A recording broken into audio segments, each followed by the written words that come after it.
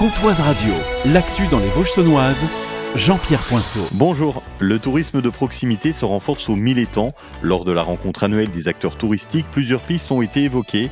La réorganisation des offices du tourisme pour mieux répondre aux nouvelles attentes des visiteurs, comme l'ouverture toute l'année et l'adaptation des services, notamment la location des vélos électriques qui représentent 70% des revenus de l'office. Ce tourisme attire principalement des visiteurs de la région Grand Est et des pays frontaliers. C'est encouragé par des initiatives locales comme les Mardis du Terroir ou le Festival 1000 pas au Mille-Étangs. Le suivi des visiteurs, lui, est mesuré grâce au bornage des téléphones et il révèle une fréquentation en hausse au printemps et en automne. À Saint-Loup-sur-Semouse, l'entreprise Relooking Meubles Services change d'adresse. Elle se situe maintenant dans les locaux de l'ancienne auto-école du Chanois.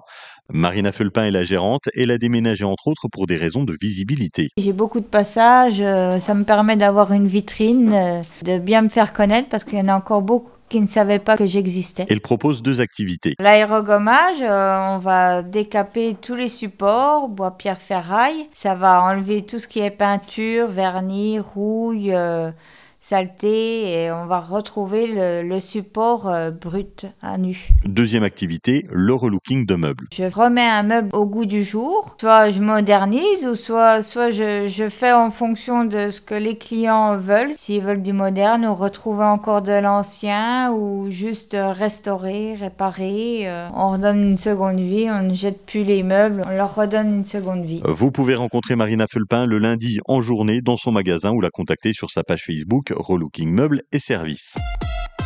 Jusqu'au 19 novembre, c'est la 5e semaine nationale de la dénutrition. Elle met en lumière cette maladie silencieuse qui touche 2 millions de Français et multiplie les risques de complications, notamment pour les personnes âgées et les malades. En Bourgogne-Franche-Comté, l'Agence régionale de santé et le réseau Promotion Santé BFC mobilisent divers acteurs locaux. Le but, faire des actions de sensibilisation, telles que des ateliers, des stands d'information et des conférences dans des hôpitaux et des maisons de santé. Des outils éducatifs sont également mis à disposition pour les professionnels, les familles et les aidants afin de mieux prévenir cette pathologie. Hier, à Lomont, entre Lure et Héricourt, vers 16h, une jeune conductrice aurait tenté de mettre fin à ses jours en percutant le mur de l'ancienne cure avec sa voiture. La conductrice, originaire de Ramonchamp, a été blessée et transportée à l'hôpital Nord-Franche-Comté à Trévenans. C'est l'événement du jour, Natacha Saint-Pierre et les petits chanteurs à la Croix de Bois sont en concert. Ce soir, 20h, basilique Saint-Pierre de Luxeuil. Noël, joyeux Noël, ton baiser de Fort-de-France. Ce soir on éteint la télé, ce soir ensemble on va chanter.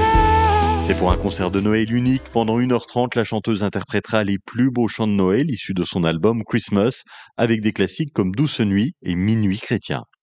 Restons dans l'esprit de Noël. Samedi 30 novembre se déroule le marché de Noël de Froide-Conches, c'est à côté de Luxeuil. Les inscriptions sont ouvertes, la table est à 3 €, les dossiers sont à retirer auprès de la mairie. Passez une excellente journée avec la playlist des Vosges saunoises sur Comtoise Radio.